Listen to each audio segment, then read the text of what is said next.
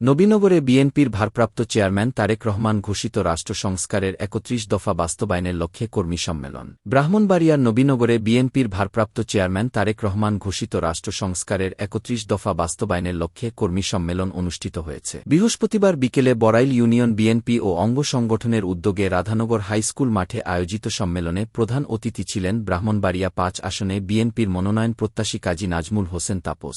Barail union বিএনপির সাবেক সভাপতি শাহপ্রাণ মোল্লার সভাপতিত্বে ইউনিয়ন যুবদলের সভাপতি রাসেল হায়দারের সঞ্চালনায় বিশেষ অতিথি ছিলেন নবীনগর উপজেলা বিএনপির সাবেক সভাপতি ইঞ্জিনিয়ার শফিকুল ইসলাম, সাবেক সাধারণ সম্পাদক অ্যাডভোকেট আনিছুর রহমান মঞ্জু, সাবেক সহ সভাপতি শফিকুল ইসলাম শফিক মোল্লা, সাবেক যুগ্ম সম্পাদক অধ্যাপক সিরাজুল ইসলাম সহ আরও অনেকে। নির্বাচন ছিল আমাদের যেই নির্বাচনের ব্যবস্থা, যেই রাজনৈতিক পরিচালনার যেই ব্যবস্থা ছিল, যেই পুলিশ প্রশাসন কিংবা ইলেকশন কমিশন যেইভাবে আমাদের বিএনপির ক্যান্ডিডেটদেরকে ডিসি অফিস থেকে শুরু করে কোর্ট কাছারি পর্যন্ত হেনস্থা করেছিল, সেটা আসলে অনেক নেককারজনক একটা বিষয় ছিল।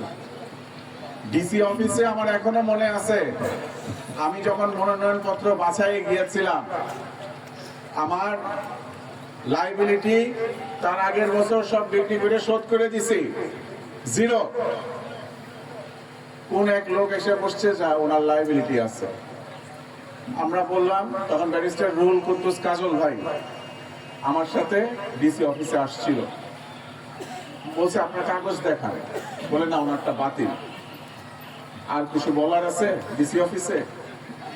ঠিক আছে, গেলাম হাইকোর্টে, গেলাম, ব্যারিস্টার রঘুনাথদিন মাহমুদের মতন লোক আমার পক্ষে দাঁড়াইছে, ইওর অনার ওর তো সবকিছু দেওয়া আছে, তাকে কিভাবে আপনারা ডিফল্টার ঘোষিত করছেন, আপনারা আমাদেরকে একটু বুঝান, কিংবা বিবাদী পক্ষকে বুঝাইতে বলে।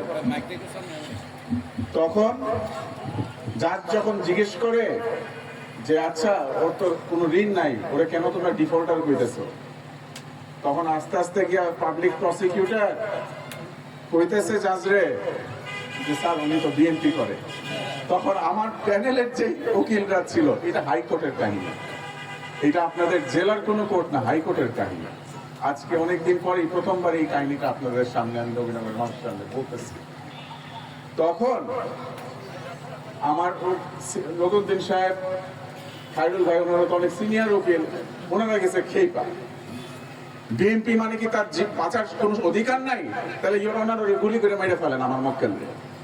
বিএনপি করবে দেখে সে নির্বাচন করতে পারবে না, এইটা কোন টাইপের যুক্তি আর আর্গুমেন্ট? তো এই অবস্থায় বিগত 8টা বছর আমি দেখে আসছি। আমার বাবা মারা যাওয়ার পর আপনাদের সঙ্গে, আপনাদের সহযোগিতার কারণে কিন্তু এই দূর পর্যন্ত আমি এসেছি এবং আমার অনেক রকমের অভিজ্ঞতা হয়েছে। 31 দফা ঘোষিত আজকে কর্মী সভা সম্মানিত, আর সেই নির্বাচনে আপনারা ধানের শীষে ভোট দেওয়ার জন্য নবীনগরের জননেতা কাজী নাজমুল হোসেন তাপস জাতীয়তাবাদী